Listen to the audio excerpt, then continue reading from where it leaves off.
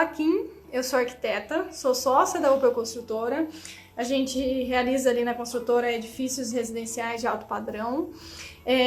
A minha atuação dentro da construtora, né, além de executar os projetos junto com a minha sócia, que também é arquiteta, a gente faz os projetos arquitetônicos a 4 mãos, eu faço parte da direção da execução das obras. Então, o meu dia a dia, né, a minha função é estar dentro de obra para garantir que tudo aquilo que a gente projetou, que a gente colocou no papel, realmente está sendo executado e com qualidade, né, o que é muito diferente de simplesmente executar de qualquer jeito, né, e executar com qualidade. O canal, então, né, as páginas Arquiteto na Obra, justamente veio dessa demanda que eu comecei a perceber, até porque a gente tem muita visita de estudantes, né, da faculdade dentro da nossa obra, de questionamentos ali e de questionamentos que eu tive também inicialmente, né, quando eu comecei esse momento ali de pegar os nossos projetos ali dos edifícios residenciais e ser a responsável mesmo para colocar isso na prática, né, para que transformar o papel em realidade, que eu comecei a ver muitas dúvidas, né, que a gente na faculdade não tem esse treinamento prático. A gente tem um treinamento muito bom de como fazer projeto, mas a gente não tem um treinamento de como fazer com que esse projeto saia do papel. Então eu fui percebendo essas dificuldades e também eu comecei a ver que existia essa demanda justamente por conta desses alunos que visitavam ali na obra, né? Então eu via muitos questionamentos, por exemplo, desses projetos complementares. Então, né, que nem eu trouxe semana passada ali algumas matérias, né, alguns temas sobre elétrica. Essa semana eu tô trazendo ali um pouquinho sobre hidráulica. Então, essas lives aí que eu tô trazendo, né, que vão ser uma sequência aí, vou fazer pelo menos umas 20 lives para tentar, então, trazer o maior quantidade de conteúdo possível a respeito de prática profissional realmente. Então a intenção das páginas, a intenção do canal Arquiteto na Obra é justamente essa, trazer a obra até você, arquiteto, que não tem muita familiaridade com obra, que tem um pouco de medo, inclusive, de estar dentro de obra, ou que não desenvolveu, né, por não ter ido, né, ou não desenvolveu essa aptidão, vamos dizer assim. Então a minha intenção é trazer aqui o que você precisa saber como arquiteto para garantir que seu projeto saia do papel, que seu projeto se torne realidade. Então eu vou aproveitar também para chamar vocês para o meu canal do Telegram. Eu estou enchendo o saco para isso, porque ali que nem hoje eu vou até, depois de um áudio que eu gravei no Telegram, eu tive a ideia de trazer um tema aqui para a gente discutir inicialmente, antes de começar, né? Então, se você gosta do meu conteúdo, se você quer um pouquinho a mais, né, além daquilo que eu posto no Facebook, no Instagram, no YouTube, existe outro canal que eu vou levar alguns textos mais curtos, áudio, algo que eu vivenciei no dia, algum insight, alguma coisa assim mais rápida, vamos dizer assim. Então, até no dia a dia da obra, algo que eu aprendi novo, até dica de liderança de obra, né? Porque nós mulheres, né, não sejamos hipócritas, né, temos uma certa dificuldade realmente de impor, né? Se impor dentro de obra. Então, eu trago esse tipo de tema, esse tipo de coisa, vou tentar trazer, na verdade, né, um canal novo pelo Telegram, que são ali, então, alguns vídeos, posso fazer um vídeo rápido, um áudio, né, algum texto mais rápido. E como é que você tem acesso a esse canal, né? E o que é o Telegram, para quem não conhece? O Telegram é como se fosse um aplicativo igual ao WhatsApp, de trocar mensagem. E como é que você tem acesso a ele? Nas descrições dos meus vídeos mais recentes, que eu postei tanto no Instagram, Facebook, YouTube, você consegue ter acesso ali na descrição, tem lá, me encontre nas outras redes sociais, aí tem lá YouTube, Facebook, Telegram, daí no link do Telegram você clica. Mas para isso você já tem que ter no seu celular, no seu smartphone, o aplicativo baixado. Então você vai lá na App Store, por exemplo, né, e baixa o aplicativo do Telegram, e quando você entrar no link, né, na descrição dos meus vídeos mais recentes, ou simplesmente no link que está na bio do meu Instagram, você consegue ter acesso então a esse canal. Bom, algo que eu discuti hoje, né, que eu trouxe lá no canal do Telegram, é em relação da importância de se fazer um as-built. Como assim? Para quem não sabe, né, o as-built é o projeto assim como foi construído, porque nenhum plano sobrevive ao campo de batalha. Então a gente não pode ser também assim, ter a ilusão de que tudo aquilo que a gente põe no papel, por mais que esteja planejado, por mais que esteja detalhado, por mais que esteja lindo, maravilhoso, não vai ficar 100% igual àquilo que você for executar. É lógico que a gente planeja com a intenção de ficar o mais próximo possível, porque quanto mais você planeja, menos erro você vai ter na obra, menos erro você vai ter na execução. Isso serve também para um direcionamento estratégico, por exemplo. Quanto mais você planeja a direção estratégica da sua empresa, mais você chega próximo daquilo que você imaginou, vamos dizer assim, né? E só que nenhum plano sobrevive ao campo de batalha. Então, não é porque eu imaginei ser X em tantos anos que eu vou ser exatamente X em tantos anos, né? O caminho ali para chegar naquele objetivo, né, é sempre diferente daquilo que a gente projetou. Tem um professor, né, no meu primeiro MBA de planejamento e controle de obras que eu fiz, ele falava que planejamento era essencial e a única certeza do planejamento é que ele não vai sair exatamente igual àquilo que você planejou. Então, o planejamento ele serve muito mais como uma linha de base, né, para que você consiga saber um norte daquilo que você quer fazer. E o as-built é você chegar pro seu planejamento e você ter... Sabe a planilha de controle que eu tenho? O que eu planejei e o realizado? Que você faz um controle financeiro, por exemplo? Então, assim, quando a gente faz um projeto, a gente está fazendo um planejamento. A gente está fazendo um planejamento da obra. Só que quando a gente está construindo, pode ser que o executado tenha sido um pouco diferente do planejado. Então, o as-built, que é o como construído, né? É justamente aquela planilha de planejado e executado. Então, você tem que ter essa parte do executado. Você tem que ter um documento que você formalize aquilo que você executou. Então, assim, e principalmente porque a gente acaba deixando, assim, às vezes, quando faz um as-built, né, quando tem alguma modificação, é do arquitetônico. Até porque, para se tirar uma BITS, tudo tem que estar de acordo com aquilo que você aprovou, né? Mas a gente acaba esquecendo de fazer um as-built do estrutural, acaba esquecendo de fazer um as-built do hidráulico, do elétrico. E o que acontece não ter um as-built, né? Qual que é o problema maior de não se ter esse as-built? Você não saber, por exemplo, o seu cliente, ele vai furar um armário no banheiro dele, ele não tem ideia de onde está passando um cano. A gente tem que entregar o as-built junto com o manual do proprietário. Não adianta entregar só o projeto. Porque o projeto pode ter modificado, não tem problema modificar, gente. Às vezes em obra você consegue enxergar coisas que você não viu durante a compatibilização desses projetos, por exemplo.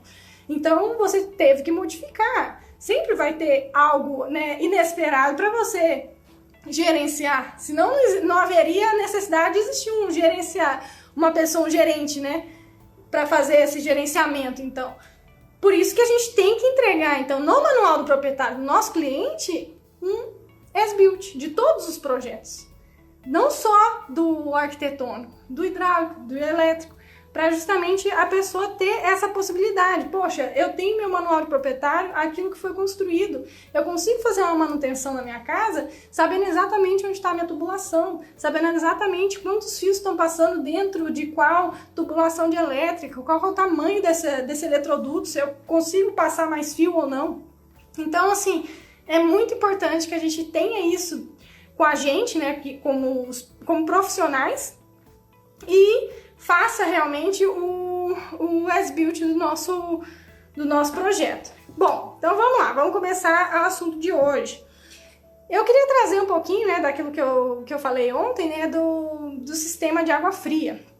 Só para a gente relembrar, então, né, como que a gente faz esse abastecimento de água fria dentro das nossas casas, né, da nossa edificação.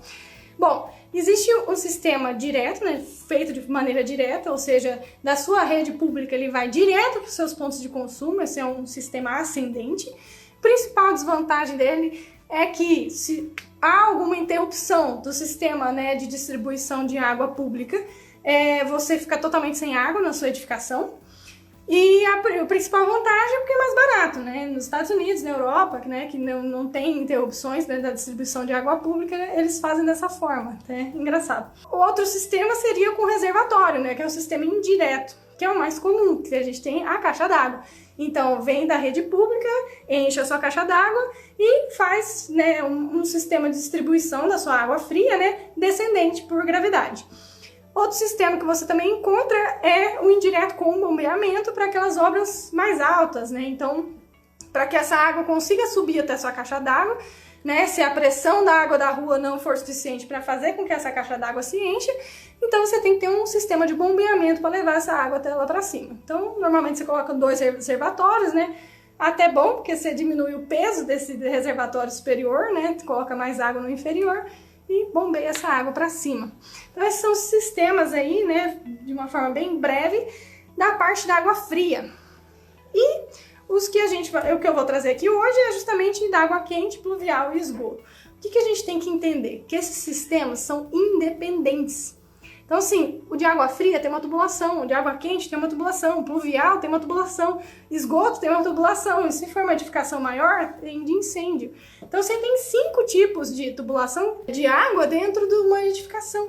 Então, a gente tem que saber que é uma coisa individualizada, que não é, né, tipo, mistura tubulação, não existe isso. O que eu queria trazer realmente para vocês é entender, né, como é que funciona cada sistema, né, basicamente, para a partir de amanhã a gente começar a mexer então nos materiais e depois, né, na leitura e como fazer então um projeto de hidráulica, e quem sabe depois eu levo vocês até minha obra então para a gente ver ali. A gente está em fase de acabamento, mas dá para ver uma tubulação ou outra até por baixo ainda, né, que não foi colocado gesso. Dá para perceber como foi montada, por exemplo, as cozinhas, banheiros, etc. Então vamos lá. Existem 3 tipos de distribuição de água quente na sua edificação, na sua casa. Pode ser o tipo individual, ou seja, essa distribuição ela vai ser para um ponto de consumo ou no máximo um compartimento, né, um compartimento sanitário, por exemplo. Então, individualmente, né, só para aqueles pontinhos únicos ali de consumo.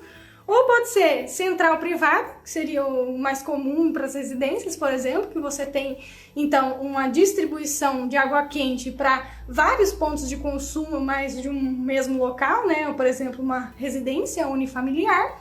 E você tem o central coletivo, que pode acontecer, por exemplo, em hotéis, em hospitais, né? Em edifícios residenciais grandes, que você tem uma central que distribui para vários pontos, né, de consumo de unidades diferentes. Então, para leitos diferentes, né, para andares diferentes de um hospital, por exemplo, para vários quartos diferentes no hotel, para unidades, né, familiares diferentes de um edifício residencial e etc. E quais são as 4 formas, né, 4 tipos de aquecimento que você pode ter dentro da sua distribuição de água quente? Você pode aquecer ele por passagem, por acumulação, com bombeamento ou sem bombeamento. Então, passagem é basicamente você aquecer a água de forma instantânea. Então, aquela água, ela vai passar por esse sisteminha e ela vai aquecer, você não tem uma reserva dessa água. O de acumulação é justamente quando você consegue acumular essa água. Então, você tem um reservatório de água quente, né? Para fazer a distribuição, então, na sua residência, na sua edificação. O com bombeamento é quando você necessita, então, de uma bomba, né, para fazer essa distribuição. E o sem bombeamento é quando, por exemplo, você coloca um boiler no telhado e através da gravidade você já consegue fazer essa distribuição numa residência, por exemplo. Bom, e temos tipos de aquecedor, né? Temos o aquecedor elétrico, a gás e o solar. Não vou trazer aqui energia fotovoltaica, para quem já vai falar sobre fotovoltaica. Até porque energia fotovoltaica, gente, é a transformação da radiação solar em energia elétrica. Então, de qualquer forma, seria um tipo de aquecimento, vamos dizer assim, elétrico da água. Porque a gente está pensando aqui em água quente. Então, como aquecer água quente? Então, eu vou falar de elétrico, gás e solar, tá? Então, o elétrico de passagem, por exemplo, né, esse aquecimento instantâneo, um exemplo dele muito clássico e que quase todo lugar tem é o chuveiro.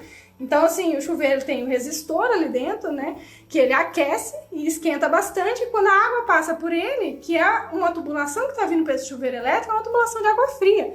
Então, ele aquece essa água instantaneamente e você tem ali seu banho quente. Você tem também essa opção, por exemplo, em torneiras, que você consegue fazer isso, aquecimento elétrico, né, de passagem ali no próprio ponto de consumo. E tem também o de acumulação, que é aquele boiler grande que você tem dentro da sua residência, né, que você faz um cálculo, né, de quantidade de água quente que você precisa. Depois eu vou falar um pouquinho mais sobre isso mais pra frente. E você aquece isso através da energia elétrica, né, através de serpentinas ali, então vai depender. O aquecimento a gás, ele é muito comum, né, por ter essa grande vantagem de economia de energia elétrica, Então, o que que acontece? Para você tem um aquecimento de passagem também. Eu vi muito ele em Curitiba, em apartamentos até de alto padrão. Você monta lá o sisteminha, por exemplo, na lavanderia. E essa água, quando você aciona ali o seu registro, né, do chuveiro, por exemplo, ele liga uma chama lá no seu aquecedor a gás, lá na lavanderia, e ele começa a fazer o aquecimento. Então, das serpentinas ali, a água passa por ali, esquenta e vai até o chuveiro. Então, o aquecimento de passagem é bastante difundido, é muito utilizado. A grande vantagem é por conta da economia, né, realmente da energia elétrica, o gás é mais barato. Mas a gente tem que tomar muito cuidado com o vazamento de gás, né? A gente sabe que tem muitos acidentes aí em que a chama não acende, vaza o gás, as pessoas às vezes estão dormindo ou coisas do gênero e acaba, né, se asfixiando. Então a gente tem que ter um cuidado muito grande. O próprio aparelho ele já tem uma saída de segurança, né, desse gás, mas eu recomendo, né, para que todo o ambiente que você for fazer, que você já tenha previsto, né, um aquecimento a gás ali de passagem ou de acumulação também, que você faça uma ventilação permanente. Que essa ventilação pode ser, inclusive, com veneziana numa janela. Então você faz uma parte fixa da janela de veneziana, por exemplo, numa lavanderia, num apartamento. Então você consegue ter ali esse aquecimento sem problemas, vamos dizer assim. Uma forma, né, de acumulação também existe, né, do a gás. Então, no apartamento da minha avó, o americano usa bastante, então aqueles galãozões assim, né, aqueles acumuladores na vertical, que você enxerga ele normalmente eles colocam no porão, em outros lugares ali mais, né, escondido ou dentro de armários, né, para fazer esse aquecimento. E da mesma forma, ele tem uma chaminha, então, né, para aquecer esse boiler. Eu tava falando dos tipos de aquecimento, né? Agora vamos falar do aquecimento solar. O aquecimento solar, ele tem a grande vantagem, né, é o mais queridinho de todos, é o que todo mundo tenta instalar na própria residência, né, em edificações mais baixinhas, com poucas unidades, justamente pela economia, né, de energia, que é muito atraente, né? Tem sistemas que você consegue ali reduzir até 40% do seu consumo de energia na sua conta de luz. Então é um sistema muito bacana, um sistema, né, bem econômico. E como é que se faz a montagem desse sistema, né? Como é que ele funciona? Bom, você tem o reservatório de água, a sua caixa d'água, você vai ter o boiler abaixo e você vai ter a placa abaixo. Você tem que fazer essa sequência: caixa d'água, boiler, placa.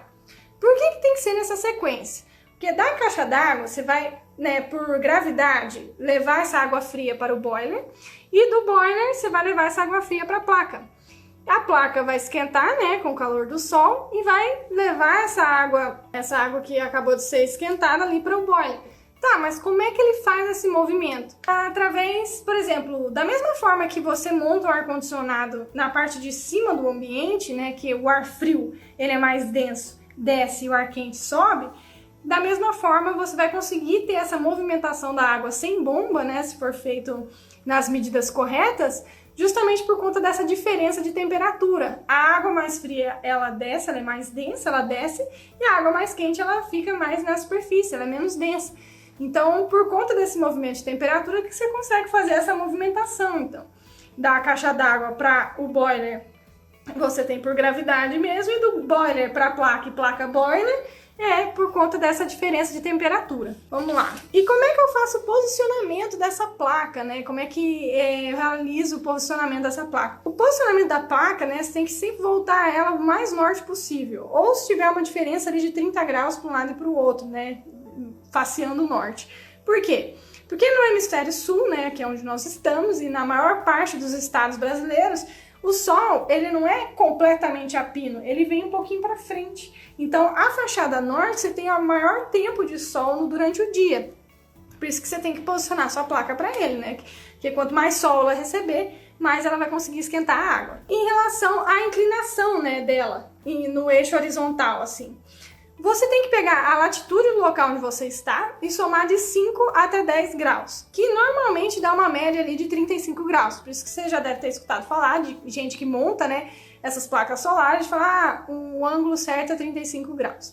Então é por conta disso, porque existe uma média aí. Então a gente tem que lembrar, né, que, por exemplo, as distâncias, né, caixa d'água, boiler e placa, da caixa d'água para o boiler são 15 centímetros no mínimo e até 5 metros de altura. Ah, e por que até 5 metros de altura? Porque senão você vai ter uma pressão muito grande de água, você pode danificar o sistema.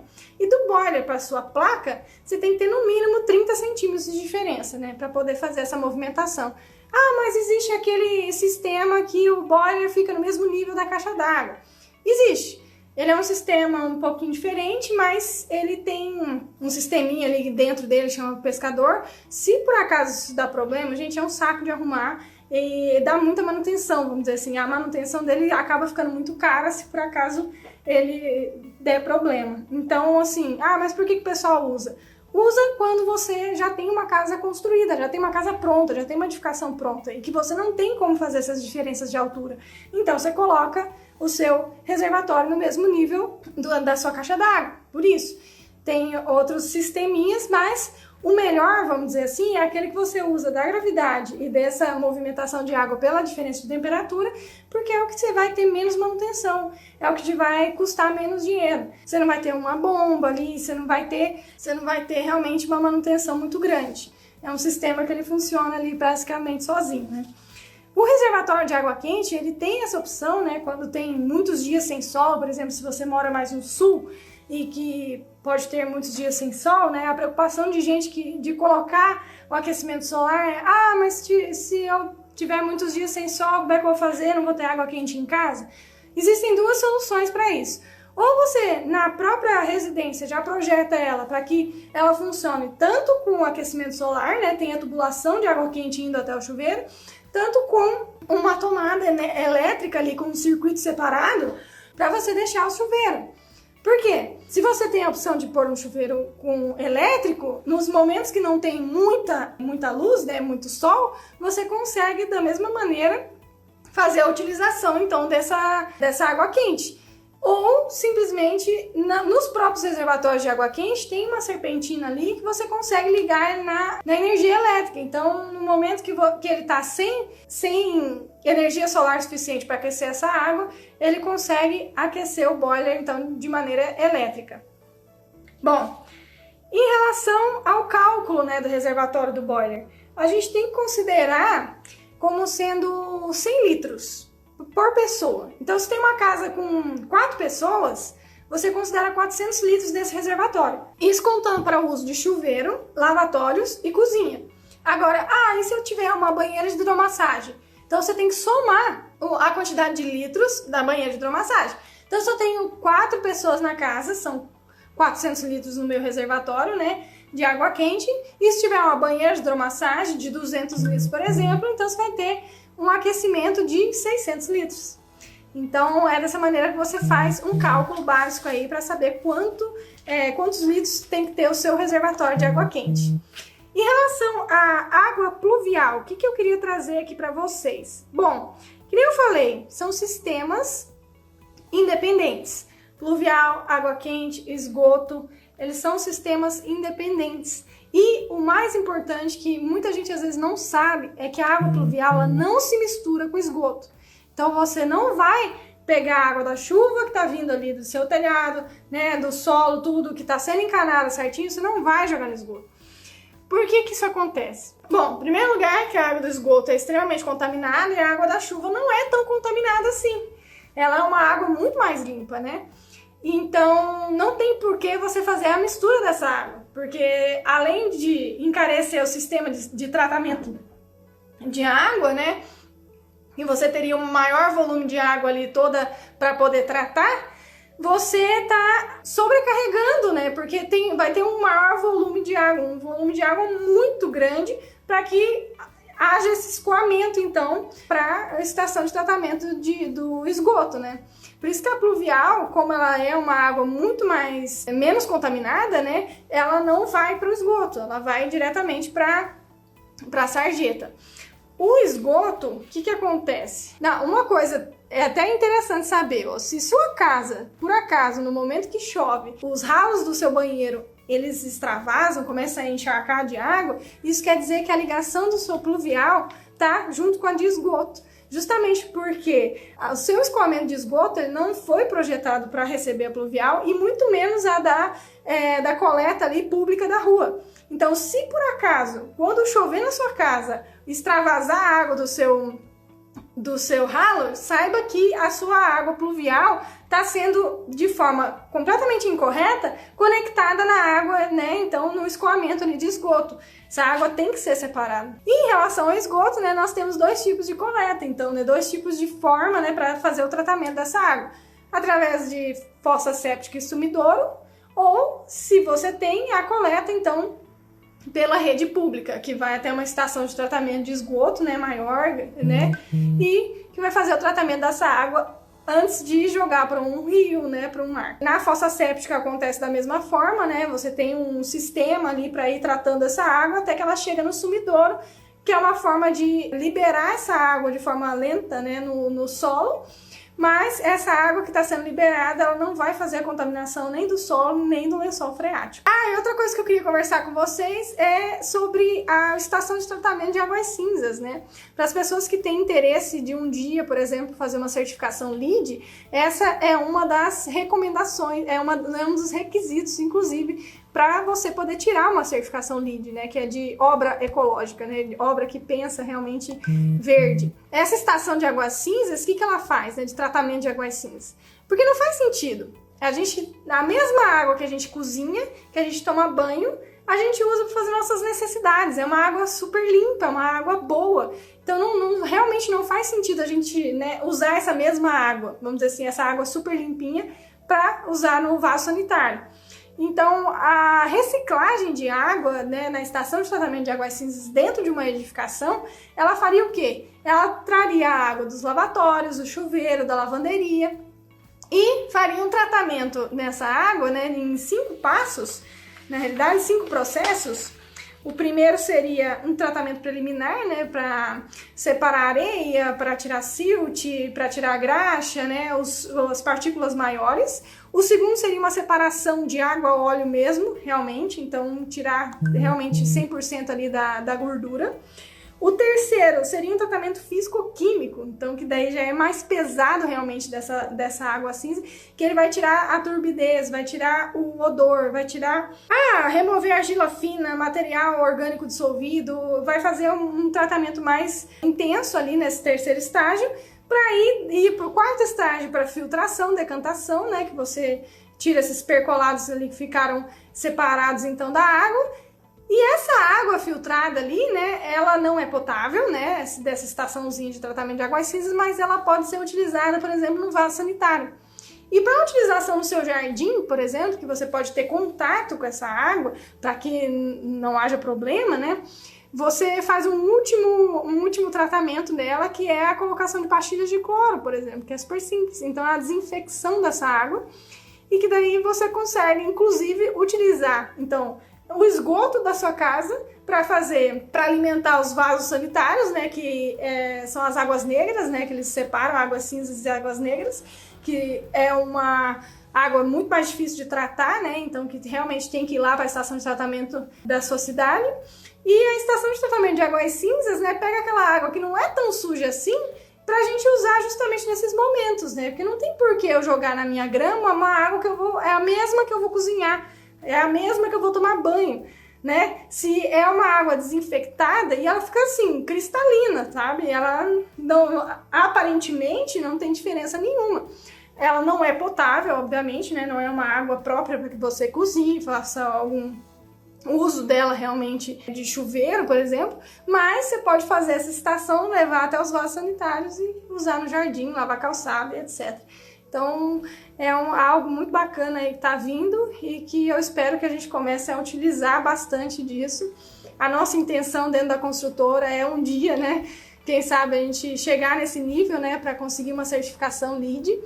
E a gente tem intenção, sim, quem sabe mais para frente, a começar a pensar nessa parte de ter uma cabeça aí um pouco menos egoísta, vamos dizer assim, né, e com uma maior preocupação aí com o nosso planeta. Então é isso, pessoal, e essas informações que eu queria trazer aqui para vocês hoje, né? Espero que vocês tenham gostado. Qualquer dúvida que vocês tiverem, me mandem, né, pelo pelo direct, que tô fazendo um compilado das dúvidas, já recebi algumas, como por exemplo, por que meu chuveiro pinga?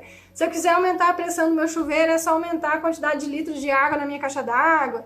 Então, esse tipo de pergunta eu tô recebendo, eu vou fazer um compilado e mais pra frente, então, eu vou lançar uma live só de perguntas e respostas, então. Se vocês quiserem, né, me mande as perguntas aí ou pelo direct do Facebook ou pelo Instagram, que daí eu vou juntando essas perguntas aí e trago aqui pra responder pra mais gente, né, através de uma live. Então é isso, pessoal. Um beijo e até amanhã.